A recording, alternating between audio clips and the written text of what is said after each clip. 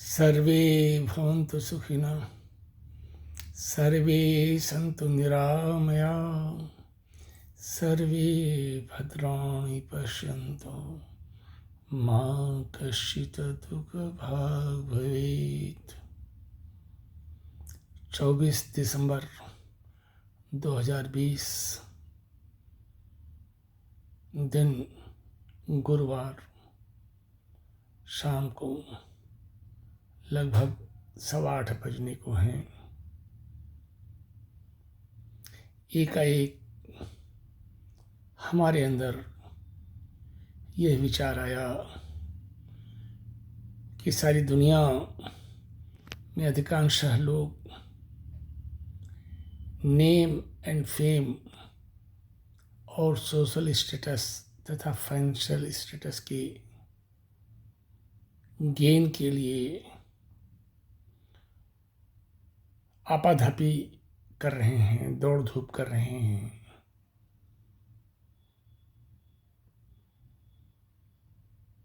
ठीक है, जीवन में भौतिक सुविधाओं के आनंद के लिए ये सब आवश्यक तो है, लेकिन जीवन यहीं पर आकर के सीमित नहीं होता है। जीवन के लिए तो शांति चाहिए, स्वास्थ्य चाहिए, स्वस्थ भोजन, स्वस्थ निद्रा, एक दूसरे से स्वस्थ संवाद, एक दूसरे से प्रेम का आदान प्रदान चाहिए। लेकिन हम भौतिकता के पीछे और भौतिक उपलब्धियों के पीछे इस कदर दीवाने से हो गए हैं कि हम ये सब जो हमको जीवन देते हैं, शांति देते हैं, हमारे स्वास्थ्य के लिए महत्वपूर्ण होते हैं, हमारे संबंधों के लिए महत्वपूर्ण होते हैं, हमारे सुख शांति और आनंदमय जीवन के लिए महत्वपूर्ण होते हैं, उनको हमने निचले पायदान में कर रखा है। हमें दुख होता है। हमने अपनी इस लंबी उम्र में इस बात का एहसास किया है कि जो भी व्यक्ति समय पर अपनी चेतना को जागृत नहीं करता है,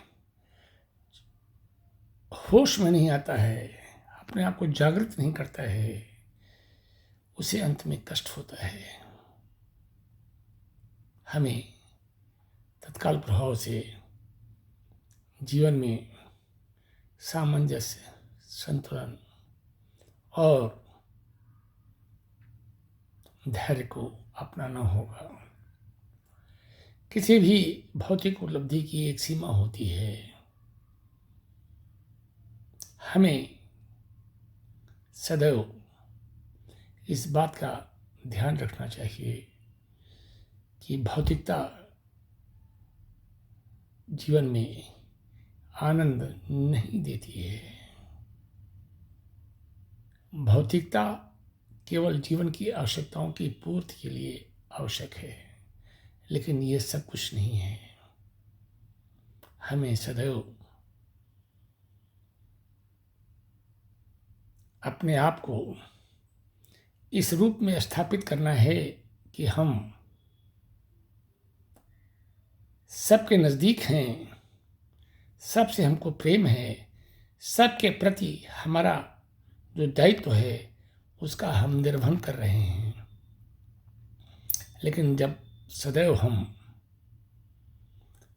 भौतिकता के पीछे रहेंगे तो हम ये सब जो दायित्व हैं उनको गौण कर देते हैं। हमें जागरूक रहने की ज़रूरत है। हमें जीवन में सुकून चाहिए, हमें जीवन में आनंद चाहिए, हमें जीवन में प्रेम चाहिए, हमें जीवन में सुखद निद्रा चाहिए। जब हम सुबह उठें तो भी सुखद रहें, जीवन का हर पल सुखद रहे, स्मृति योग्य रहे।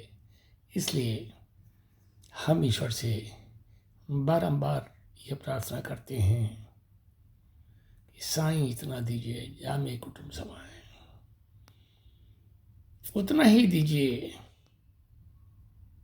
जिससे हमारे अंदर सब प्रकार की कर्तव्यों की पूर्ति की इच्छा बनी रहे और हम उसको जीवन में अमल में ला सकें। हम पुनः ईश्वर से ये प्रार्थना करते हैं कि हमको उतनी ही भौतिक उपलब्धियां दो जिससे हमारा जीवन शांतमय रहे, स्वस्थ रहे, सुखद रहे।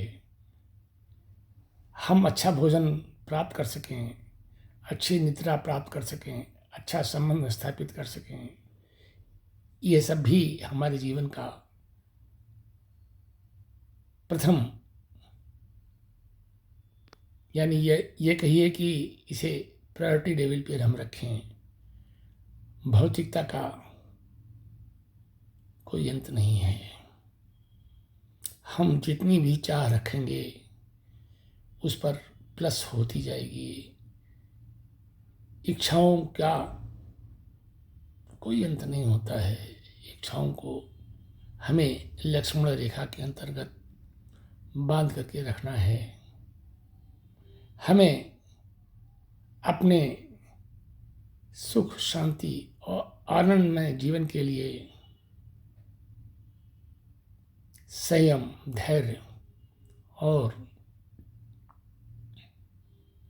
जीवन के आवश्यक मूल्यों को समझना होगा। हमें अपने अंदर आत्मचिंतन करना होगा। हमें अपना आत्मविश्लेषण करना होगा कि अंतोगत्वा हमारा लक्ष्य क्या है।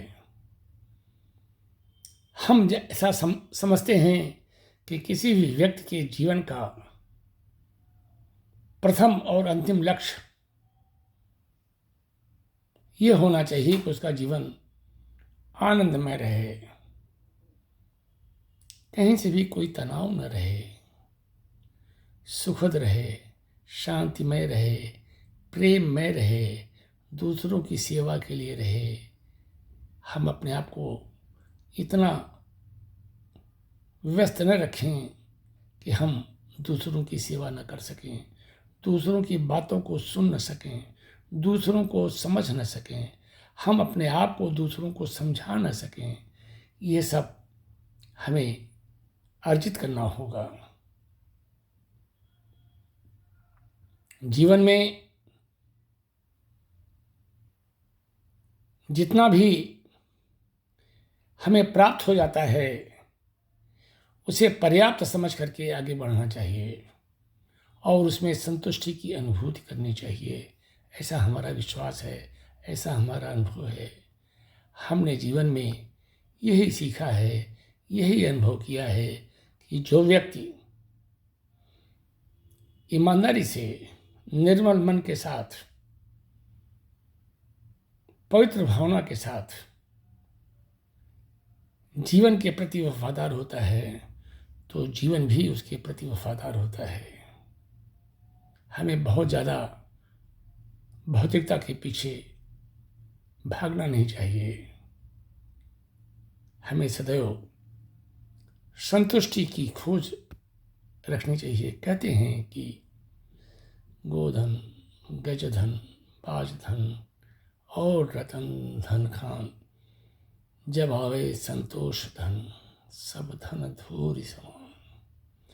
जीवन में जो प्राप्त हो गया है उससे संतुष्ट होना चाहिए। हम ये नहीं कह रहे हैं कि अपने जीवन की गति को हम रोक दें, लेकिन हम अपने जीवन की गति को संतुलित और बैलेंस रखें, तभी हम अपने जीवन का आनंद ले सकेंगे। इसी के साथ हम अपने विचारों को विराम देते हैं और ईश्वर से करबद्ध प्रार्थना है कि हे प्रभु, सबको बुद्धि दो, सबके अंदर जागरूकता पैदा करो, सबको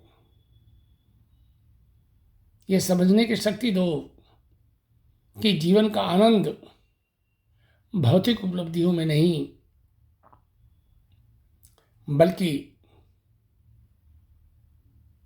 अच्छे कर्मों में है, सद्गुणों में है, सद्व्यवहार में है, सत्य प्रेम और करुणा में है। हे ईश्वर, हमारे अंदर ये शक्ति दो। करवत प्रार्थना है, आपको सशक्त नमन है। आप हमारे अंदर शक्ति का संचार करिए,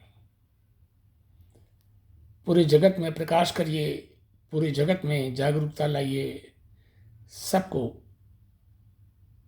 अंधकार से प्रकाश की ओर आप ले जाएं। यही हमारी प्रार्थना है। सबका भला करिए।